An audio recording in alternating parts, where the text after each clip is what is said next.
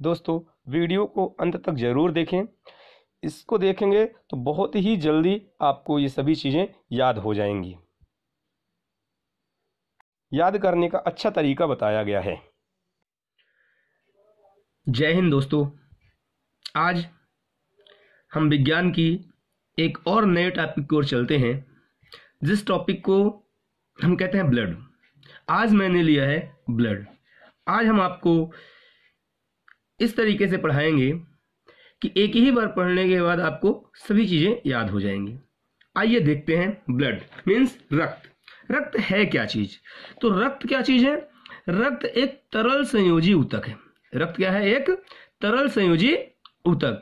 और रक्त का अध्ययन जो किया जाता है, रक्त का अध्ययन क्या कहलाता है? हेमेटोलॉजी कहलाता है। रक्त का अध्ययन हेमेटोलॉजी, क्योंकि रक्त में हीमोग्लोबिन होता है और इसी हीमोग्लोबिन के कारण रक्त लाल रंग का दिखाई देता है। इसी के कारण से हम इसको किसके कारण अध्ययन कहते हैं? तो जो रक्त का अध्ययन होता है उसके कहते हैं हम हीमेटोलॉजी। एक चीज मैं आपको और बता दूं कि जो रक्त होता है उस रक्त में प्रोटीन होता है। कौन सा प्रोटीन होता है? हिपैरिन प्रोटीन होता है। ये जो हिपैरिन प्रोटीन होता है ये शरीर के अंदर कभी भी रक्त को जमने नहीं देता। शरीर के अंदर कभी भी रक्त को जमने नहीं देता। एग्जाम में क्वेश्चन आता है, पूछा जाता है क्वेश्चन कि ऐसा कौन सा प्रोटीन है जो रक्त को नहीं जमने देता? तो कौन सा प्रोटीन होता है? हिपैरिन प्रोटीन होता है। और जो जमने में सहायक होता है, अर्थात ब्लड स्कंदन में जो सहायक होता है, क्लॉटिंग में जो सहायक होता है, वो कौन होता है? वह होता है विटामिन के। तो प्रोटीन जो है वह हिपैरिन है जो कि रक्त को नहीं जमने देता है। अब हम देखते हैं कि इस रक्त के कितने भाग होते हैं। तो आइए देखते हैं। रक्त के दो भाग। रक्त के कौन कौन से भाग? दो भाग, अर्थात दो चीजों से मिलकर के बना होता है रक्त। पहला है प्लाज्मा और दूसरा होता है ब्लड सेल्स। जो ब्लड सेल होता है इसमें तीन हिस्से होते हैं। आप लोगों ने इसके पहले भी पढ़ा होगा कि आरबीसी लाल रक्त कणिकाएं, डब्ल्यूबीसी श्वेत रक्त कणिकाएं और तीसरा है प्लेटलेट्स जिसे हम विम्बाणु कहते हैं। ये तीनों को आगे देखेंगे। सबसे पहले हम देखते हैं प्लाज्मा को। तो जो प्लाज्मा होता है यह हमारे रक्त का 55% भाग होता है। अर्थात जो हमारे शरीर में रक्त पाया जाता है उसका 55% हिस्सा, 55% हिस्सा प्लाज्मा कहलाता है। अब ये जो प्लाज्मा है ये क्या है? तो रक्त का जो तरल वाला भाग होता है, अर्थात जो बहता है रक्त का हिस्सा, वो 55% होता है। ये रक्त का तरल भाग कहलाता है प्लाज्मा। और इस रक्त के या इस प्लाज्मा के जो 55% हिस्से पर होता है इसका 96% हिस्सा पानी होता है। तो प्लाज्मा का कितना हिस्सा पानी होता है? 96% पानी होता है। इसमें जो प्रोटीन पाया जाता है वह 3% पाई जाती है। कितने प्रतिशत प्रोटीन पाई जाती है? 3% प्रोटीन पाई जाती है। और बाकी का जो 1% हिस्सा बचता है उस 1% में ग्लूकोज भी होता है, यूरिया भी होता है और इसके अलावा हार्मोन्स भी होते हैं। तो हमारे शरीर में ये सब चीजें पाई जाती है, जिनमें से प्लाज्मा 55%, ये रक्त का तरल भाग होता है, इसमें 96% पानी होती है, 3% प्रोटीन होता है और 1% हिस्सा ग्लूकोज, यूरिया या हार्मोन के रूप में पाया जाता है। इसके बाद हम आते हैं कि ब्लड सेल्स। जो ब्लड सेल्स होता है, चूंकि 55% प्लाज्मा हो गया तो बाकी के 45% जो शेष हिस्सा बचता है वह शेष हिस्सा ब्लड सेल्स कहलाता है। अब ये जो ब्लड सेल्स होता है इसके तीन हिस्से, आरबीसी, डब्ल्यूबीसी और प्लेटलेट्स। आरबीसी मीन्स लाल रक्त कणिकाएं। आइए देखते हैं। पहला है आरबीसी, लाल रक्त कणिकाएं। ये जो लाल रक्त कणिकाएं होती है ना, इनकी संख्या हमारे शरीर में कितनी होती है? तो शरीर में तो मैं नहीं बता सकता, लेकिन मैं प्रति ml ब्लड में बता सकता हूं। 1 ml ब्लड में 5 मिलियन होता है। जरा सोचिए कि जो आरबीसी होती है यह 1 ml ब्लड में, कितनी कम मात्रा है ब्लड की, 1 ml, उसमें 5 मिलियन की संख्या में होती है आरबीसी, जिसका जीवन काल मात्र 120 दिन का होता है। अर्थात लगभग यह 3 महीने के बाद स्वतः ही नष्ट हो जाता है। और जब यह स्वतः ही नष्ट हो जाता है तो इसके बाद इसका जन्म भी होता होगा। तो इसका जो जीवन काल होता है वह 120 दिन का होता है। और जब ये नष्ट हो जाता है, जो मृत आरबीसी होते हैं ये कहां पर जाकर के नष्ट होते हैं, कहां पर खत्म होते हैं, यकृत और प्लीहा में। कहां पर? ये यकृत और प्लीहा में जाकर के नष्ट होती हैं। इसीलिए जो प्लीहा होता है उस प्लीहा को हम ब्लड बैंक भी कहते हैं। प्लीहा को क्या कहते हैं हम? Blood bank. तो यहां पर जो क्वेश्चन है ये सब पूछे जाते हैं कि जो आरबीसी होता है ये नष्ट कहां पर होता है, तो यकृत और प्लीहा में होता है। इनका जीवन काल कितना होता है, तो 120 दिन होता है। प्रति ml ब्लड में आरबीसी की संख्या कितनी होती है, तो 5 मिलियन के करीब होती है। अब हम बात कर लें, जो प्लीहा होता है, प्लीहा को ही आरबीसी का कब्रिस्तान भी कहा जाता है। क्यों? क्योंकि जो आरबीसी होता है वो यकृत और प्लीहा में जाकर के नष्ट होता है, और सबसे ज्यादा प्लीहा में। तो जो प्लीहा होता है उसको हम ब्लड बैंक कहते हैं। और इसी के कारण चूंकि यहाँ पे नष्ट हो जाता है, यहाँ पर नष्ट होने के कारण ही इस प्लीहा को हम क्या कहते हैं? कब्रिस्तान कहते हैं। अब किसका कब्रिस्तान? आरबीसी का। चूंकि आरबीसी यहाँ जाकर नष्ट होता है इसीलिए हम इसे आरबीसी का कब्रिस्तान भी कहते हैं। अब अगर हम बात करें तो नष्ट तो हो गया, लेकिन इसका निर्माण भी तो होगा। ऐसा तो नहीं कि 120 दिन के बाद आरबीसी नष्ट हो गया तो हमारे शरीर पर आरबीसी की कमी हो जाए, ऐसी बात नहीं है। इसका निर्माण भी होता है बोन मैरो में। कहां पर? अस्थि मज्जा। तो आरबीसी का निर्माण कहां होता है? अस्थि मज्जा में होता है। इसके बाद यदि हम बात करें किसके, जो परिपक्व आरबीसी होते हैं। कैसे आरबीसी? जो परिपक्व आरबीसी होते हैं वह, उसके अंदर जो होता है ना तो केंद्रक पाई जाती है और ना ही कोशिकाएं पाई जाती हैं। जबकि भ्रूणावस्था में जो नवजात आरबीसी होता है उसका निर्माण लीवर में होता है। उसका निर्माण कहां पर होता है? लीवर मींस यकृत में होता है। और बाकी का निर्माण कहां होता है? अस्थि मज्जा में होता है। अब हम आते हैं ब्लड सेल्स के दूसरे भाग पे।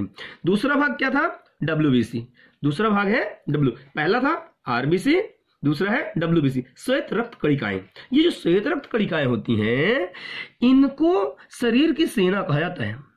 श्वेत रक्त कणिकाओं को क्या कहते हैं? शरीर की सेना। अब सेना किसको कहेंगे भाई? जो लड़ने की क्षमता रखता हो या लड़ने की क्षमता प्रदान करता हो उसको हम सेना कहते हैं।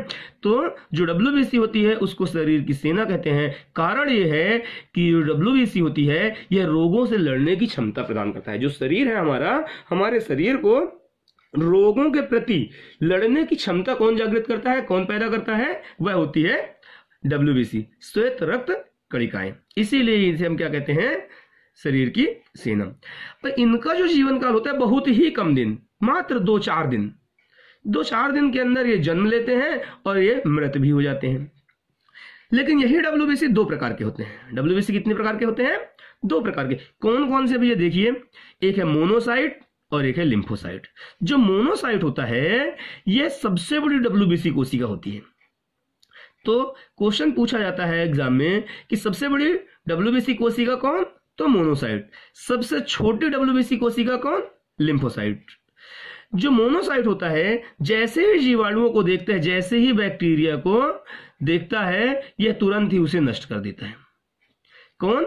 मोनोसाइट। याद रखना है कि बैक्टीरिया को देखते ही नष्ट करने वाला जो डब्ल्यूबीसी होता है वो कौन कहलाता है? मोनोसाइट कहलाता है। जैसे ही यह बैक्टीरिया या जीवाणुओं को देखता है उसे वह नष्ट कर देता है। दूसरा है हमारे पास लिम्फोसाइट। लिम्फोसाइट सबसे छोटी डब्ल्यूबीसी कोशिका होती है।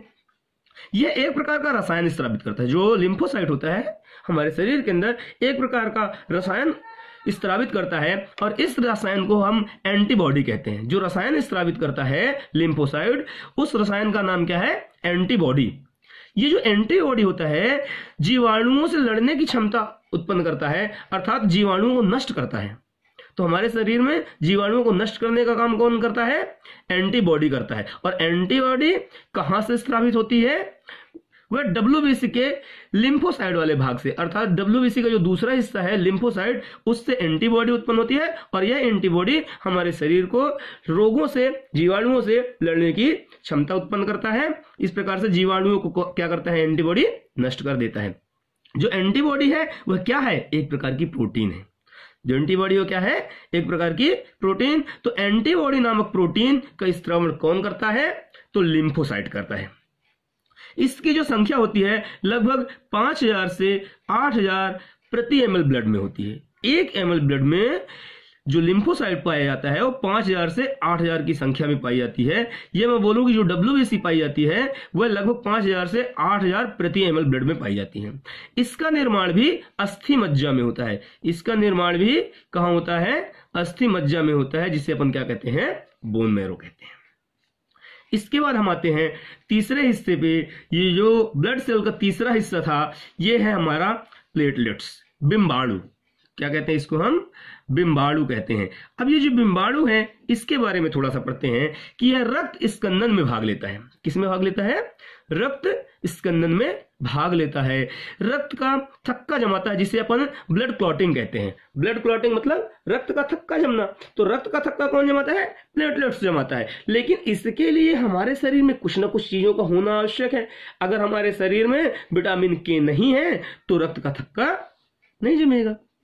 अर्थात ब्लड क्लॉटिंग के लिए किसकी आवश्यकता होती है? विटामिन के की आवश्यकता होती है। क्वेश्चन पूछा जाता है एग्जाम में कि रक्त का थक्का जमने में सहायक है, तो रक्त का थक्का जमने में कौन सहायक होता है? विटामिन के, ब्लड क्लॉटिंग के लिए। लेकिन हमें ब्लड क्लॉटिंग के लिए विटामिन के तो चाहिए, और विटामिन के हमारे शरीर को मिलेगा किससे? तो विटामिन के हमारे शरीर को हरी पत्तीदार सब्जियों से मिलता है।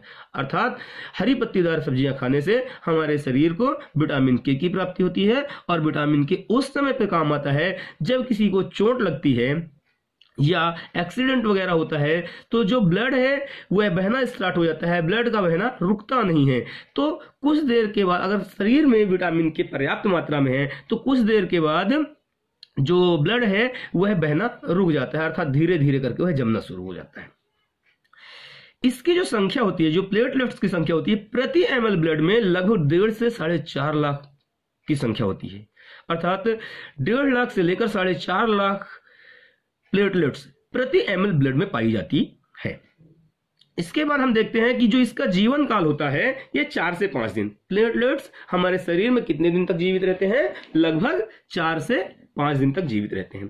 तो दोस्तों इसमें जो भी क्वेश्चन है बहुत ही इंपॉर्टेंट है, अक्सर बहुत सारे एग्जामों में पूछे जाते हैं। इनको हम इसी विधि द्वारा पढ़ेंगे, बहुत ही छोटे रूप में। जैसे कि WBC, जो WBC का है इसको हम शरीर की सेना कहते हैं। इसका जीवन काल 2-4 दिन का होता है। ये 2 प्रकार के होते हैं, मोनोसाइट और लिम्फोसाइट। सबसे बड़ी WBC मोनोसाइट, सबसे छोटी WBC लिम्फोसाइट।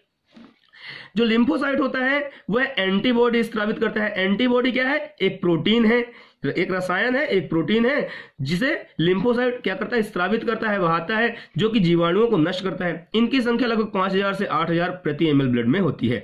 इसका निर्माण अस्थि मज्जा में होता है। प्लेटलेट्स रक्त का थक्का जमाता है, ब्लड क्लॉटिंग करता है, और ब्लड क्लॉटिंग के लिए हमें विटामिन के की आवश्यकता होती है, जो हमें हरी पत्तीदार सब्जियों से मिलती है। इनकी संख्या लगभग 1.5 से 4.5 लाख प्रति ml ब्लड में होती है, जिनका जीवन काल लगभग 4 से 5 दिन होता है। इसके अलावा यदि हम बात करें किसकी? आरबीसी की, तो जो आरबीसी होता है इसकी संख्या 5 मिलियन प्रति ml ब्लड में होती है, जो 120 दिन का जीवन काल होता है। यह प्लीहा और यकृत में जाकर के नष्ट हो जाता है। प्लीहा को हम आरबीसी का कब्रिस्तान भी कहते हैं। आरबीसी का कब्रिस्तान किसको कहते हैं? प्लीहा को कहते हैं। इसका निर्माण अर्थात आरबीसी का निर्माण कहां पर होता है? तो बोन मैरो या अस्थि मज्जा में ही होता है। आरबीसी का निर्माण कहां पर होता है? बोन मैरो या अस्थि मज्जा में होता है। दोस्तों वीडियो देखने के लिए धन्यवाद। अगर वीडियो अच्छा लगा हो तो लाइक, सब्सक्राइब एंड शेयर करना ना भूलें। धन्यवाद।